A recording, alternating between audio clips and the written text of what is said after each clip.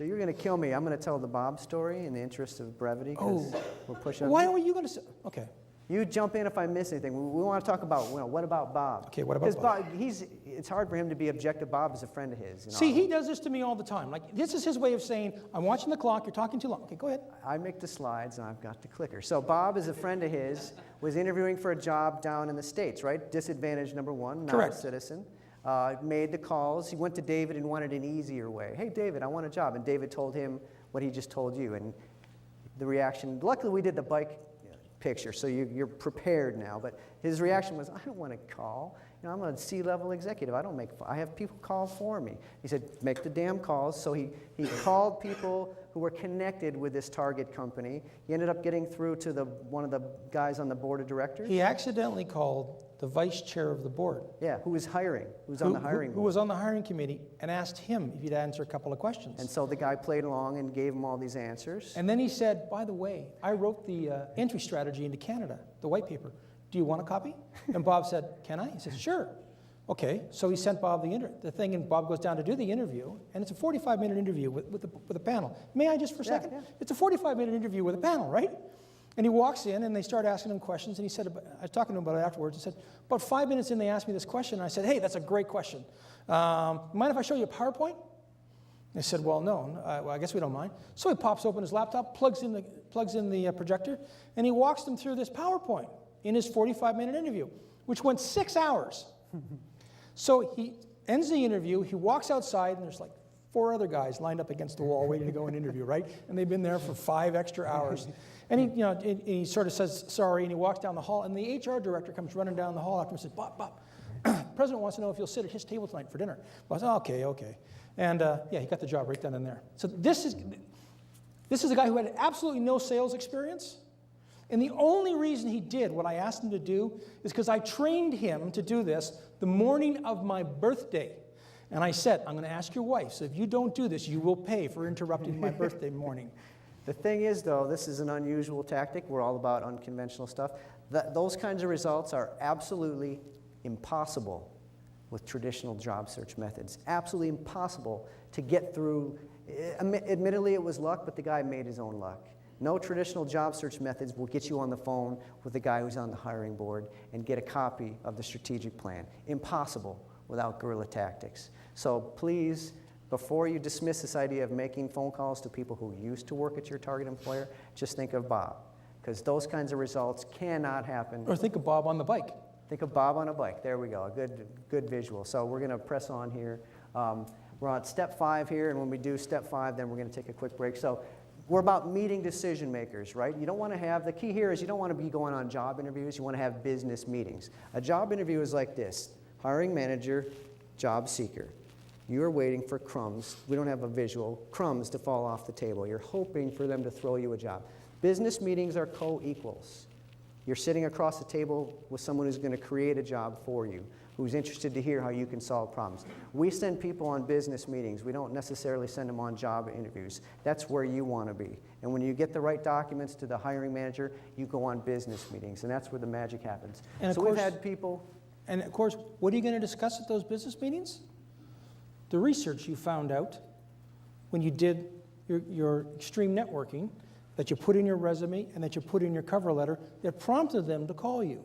So you get to have a business meeting about what you did for someone else and whether or not you can do it for them. And this works where there's no jobs being advertised, by the way. That's what at the very beginning we said, make a list of employers where you want to work. Doesn't matter if they're hiring. If you get the right message to the right hiring manager, they'll want to meet you. And they'll hire you just to get you off the street and away from one of their competitors. It's happened all the time.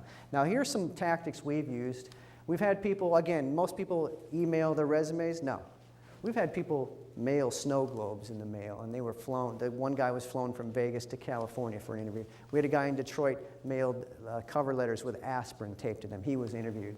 We've had something called the Trojan Thank You Note, which had great success. We've had email chain letters, which are a kind of a hybrid guerrilla cover letter that are forwarded to 10 people and 10 more and past clients, and all of a sudden the phone rings and it's someone who wants to meet you. What we want to talk about tonight is the coffee cup caper, which you may have heard about. We've had very good results for 3 years doing this. You mail a guerrilla resume, a guerrilla cover letter, and a Starbucks cup.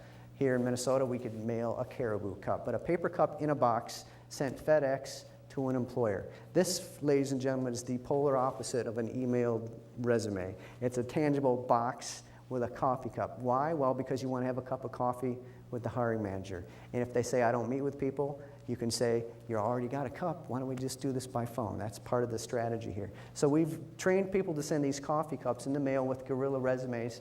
Now this is, you can't read it, but I don't care. I had to include this. This is an email I got today at 11 o'clock. If you can see the date, it's January 18th. The only thing I've changed on this email was the name.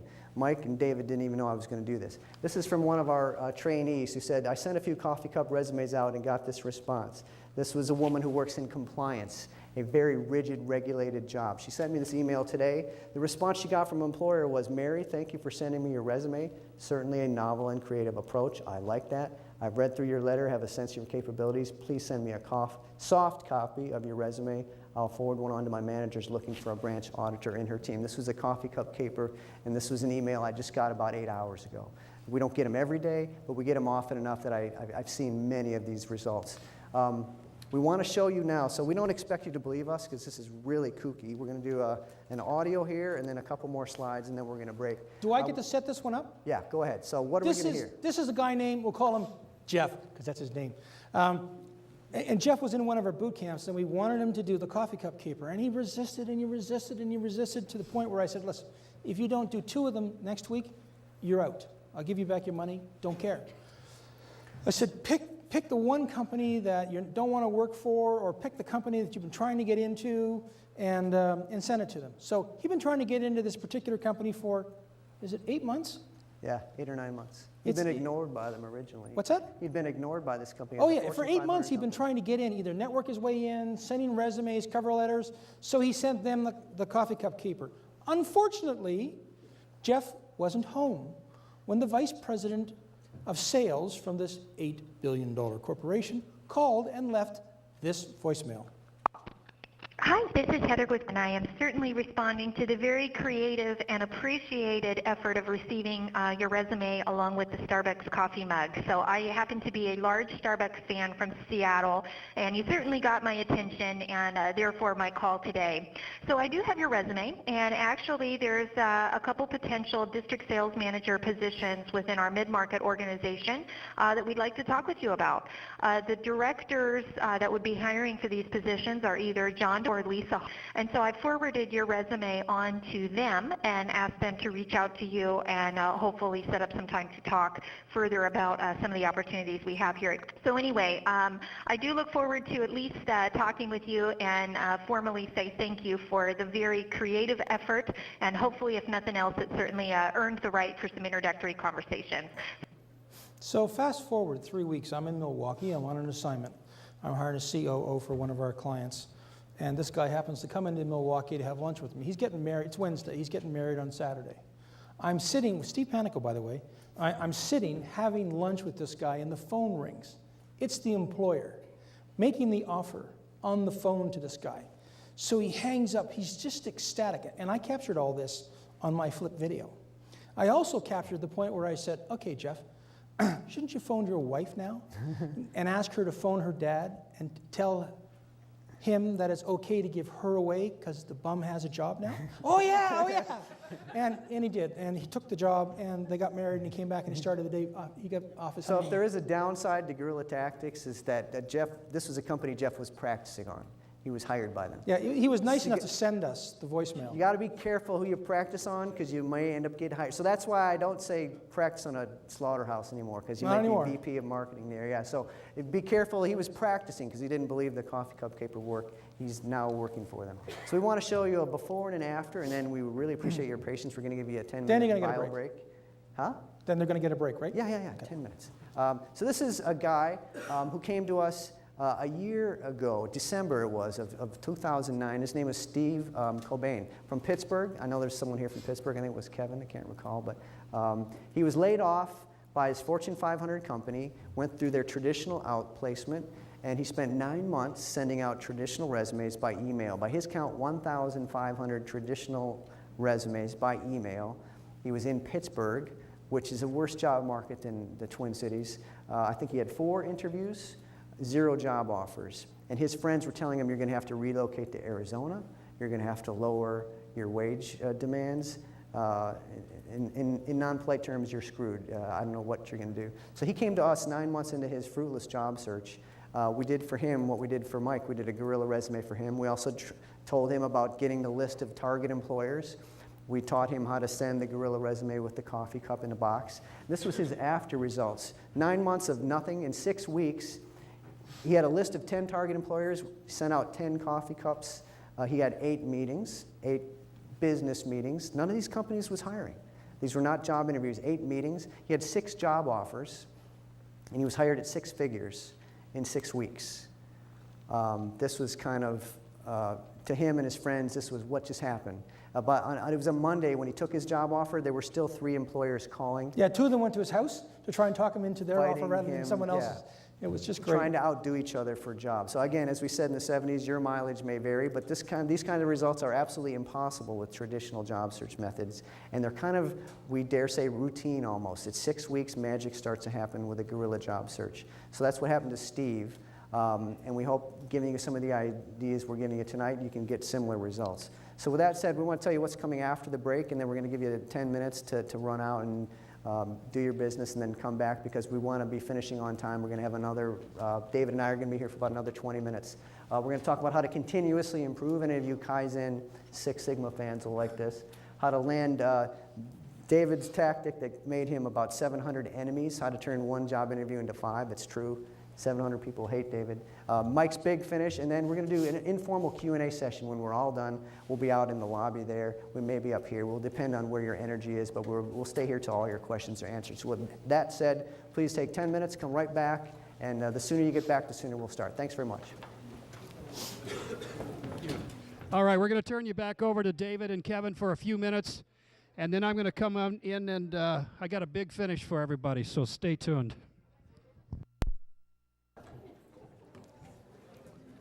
So as soon as my sound's back on, can you hear me? We don't do intermissions very often. And so thank you very much for coming. He said I talk too much, so I'll be out in the lobby. We don't, yeah. So we want to give you a recap because Steve's experience was sort of mind-blowing. We want to drive this point home. Guerrilla job search, 6 weeks. He started with the list of 10 employers. He didn't start with Monster. He didn't start with the want ads. He started, where do I want to work? That's the key question for you. Where do I want to work? Doesn't matter if they're hiring.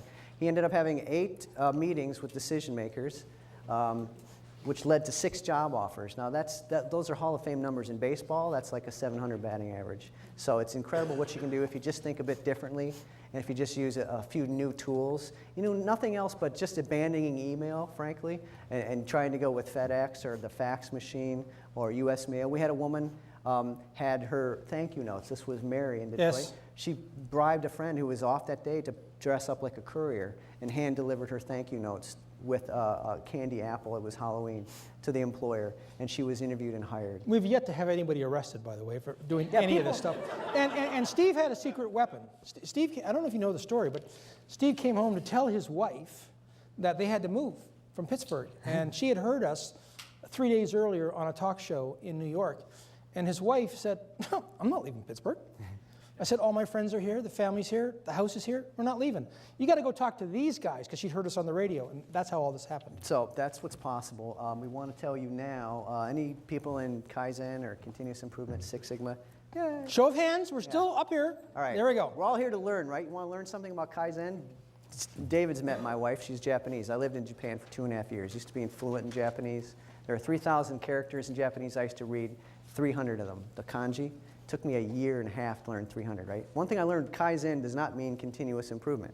It simply means change, good. Sounds like Tonto. Change, good. Well, that's what Kaizen means. So change, in this case, good. So change for the better. We've corrupted it. I like Edwards Deming, but it's really change, good. But continuous improvement. So how to do it in your job search, here's the formula. 3 questions you ask yourself every Friday. Friday's a good day of reckoning. You ask yourself about the previous week, what's working? You'd be surprised at what you can learn when you write stuff down. Because I ask people who've been out of work 6 months, 9 months, 12 months, what's working for you? Nothing.